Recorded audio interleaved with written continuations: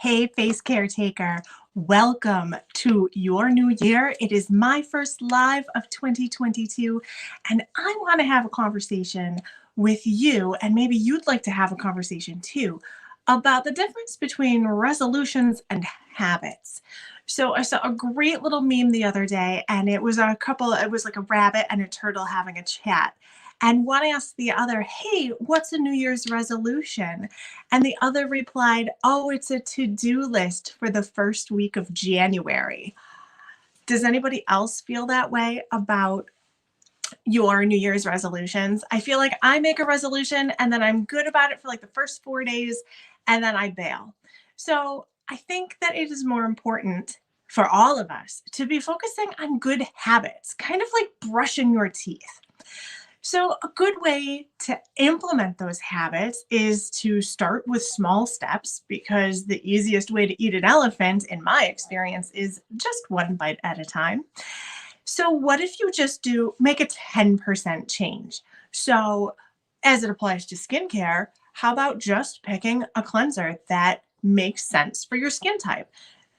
The next thing is I'm a Mary Kay lady, so I have a whole host of tools available to me to share with you. So I have a list of things that might help you set yourself up for success with setting a goal for yourself for your skin and then actually making it happen and how to track it along the way. So the first thing is what are your skincare goals? Are you dealing with some acne issues? Are you dealing with some fine lines and wrinkles? Are you dealing with dark circles? Do you have a little dryness? Are you oily? So, depending on your skin type, is where you launch from. So, outside of choosing the right formula for you, there are some serious lifestyle things that you can implement. So that's what I'm going to talk about now. The number one thing is stress. What can you do in your life, even for just 5 minutes a day, to reduce stress in your life? So we all kind of, I can hear the groaning when I say yoga, meditation, 5 minutes in the driveway listening to your favorite song before you go to come home from work or arriving to work 5 minutes early just to get yourself in the right mindset for your day. There's been a lot of research between stress and its effects on the body, and it can really show up literally on your face. It makes you more subject to free radicals, premature aging. It can add to liver spots on your face. It can contribute to acne. So there's a lot of things that stress in your life will manifest as inflammation, which shows up as acne on your face. So, if you're going to get serious about your skincare, I would suggest getting a routine that lets you shrink things down on a daily basis. So, for example, on day one, exfoliate. So, say Mondays are your exfoliation day. I don't care if it's physical, a chemical, or some kind of a toner, but something that will help your skin with that shedding process of renewal.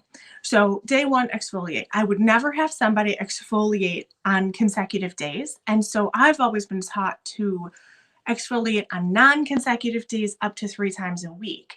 And so, to translate that to a new habit, day one, exfoliate. How about day two, work a retinol into your routine? Vitamin A is the gold standard in skincare. It is the number one ingredient that most American people are missing out on their face. And so day two, you use your retinol, but you don't exfoliate. See where I'm going with this? How about day three, you give things a rest and you just cleanse, eye cream, moisturize, and that's it. What about on day four? Could you add a hydrating mask? Something for your skin type. Whether if you're super oily or suffering from acne, I could recommend a charcoal mask. If you're super dry, a hydrating gel mask, something to give your skin a little boost.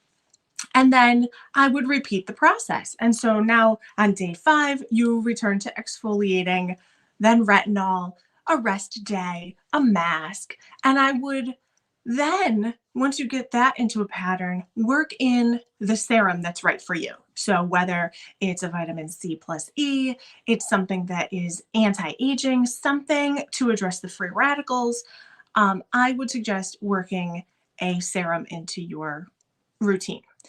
The next part about getting serious is tracking it. So, how are you going to know if something is actually working for you or not?